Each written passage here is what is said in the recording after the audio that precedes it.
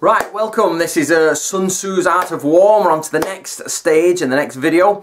Last time we talked about whether warfare is the art of deception, and we came to the conclusion that warfare is the word deception is quite misleading or deceptive. It should be warfare is the art of guile, it's the art of ingenuity, it's the art of unorthodoxy and intelligence, things like that. So all these get rolled into one big ball, and we take all those connotations and show you that it's not the idea of you're negative, it's the idea that you go forward and you think constructively like a tactician should do. Now that term, warfare is the art of deception, is followed by 14 points on deception, and here they are.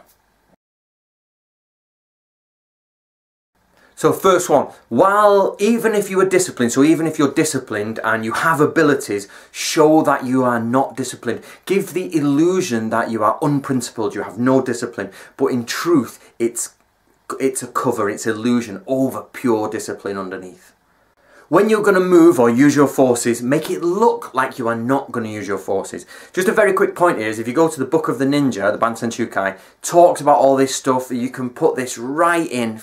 This is talking about looking, for example, a ninja, the idea of a ninja would be to go in and look at the castle, and if there are more more kitchen fires at night coming up from the kitchen areas after the main meal, it means they're preparing for a night raid because they've got to get food, or a dawn raid soldiers can take food with them. Therefore, the correct procedure is to cook your food at the same time as you cook your normal meal, so you can give it to them extra food and they go out on their raid and it's not noticed. Therefore, that is this principle in action. Do not use extra fires to cook your rations for the morning dawn raid, otherwise Shinobi will see it. There you go. So Sun Tzu says, while you're preparing to move, do not look like you're preparing to move. That's an example of it. The next one is quite misleading, and we don't have the answer to this, but there's a few debates on it. Is when near, look far, when far, look near. And it's been pointed out that that's quite impossible. People know where you are. They have people scouting and following you, so you can't appear to be somewhere else and things like that. So some people have taken this to mean that when you want to attack somewhere far, pretend you're going to attack somewhere near.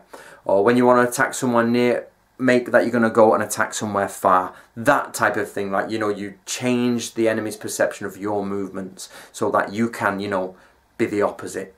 Also, some people state this could be actually about time. So you're going to attack them soon, or you're going to attack them in the distant future. You make it look like the opposite and you do the opposite in that way.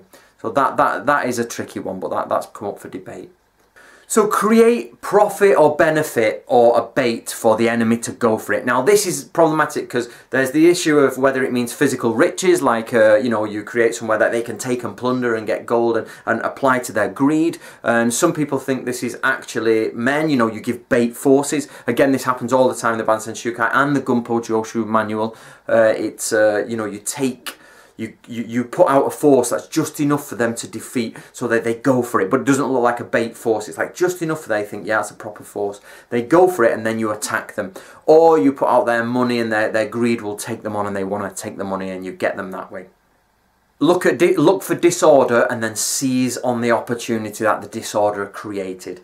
Now here again it can be broken down into two possible ways. No one knows what Sun Tzu meant, but that they've got these ideas from it. Is that either look disordered and then when they come to attack you seize them, or create disorder in them, when they are disordered attack them.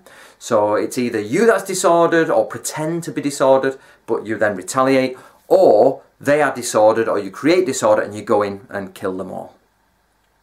The next one is when they are substantial, prepare for them. Now you have to be very careful here because the wording here is from Kyojitsu, which means insubstantial and substantial, which is really difficult to translate into English, as I have had to do a million times. It changes with every sentence, so it depends on the context of the sentence. But here, my opinion is that when they are substantial means when they are correct, when they are absolutely disciplined, perfect, they are working, there is no weakness in them.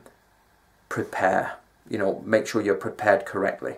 Now, in opposite to this, it says when they are strong, but it's not opposite, you see. Substantial means also strong, so substantial and strong is difficult, because substantial, in my opinion, is, in this context, is preparedness, excellence, without weakness, without gap, whereas strong means they're a big force. So if they're a massive force, avoid them. If they're not a massive force, but they're substantial, you have to prepare.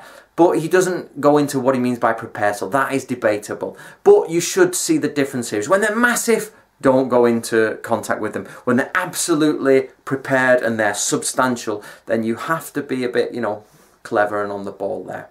That's it for today's video. Please subscribe and come along. We're NATO Ryu with School of War. I look forward to talking to you all on the Facebook page. Enjoy and see you next time.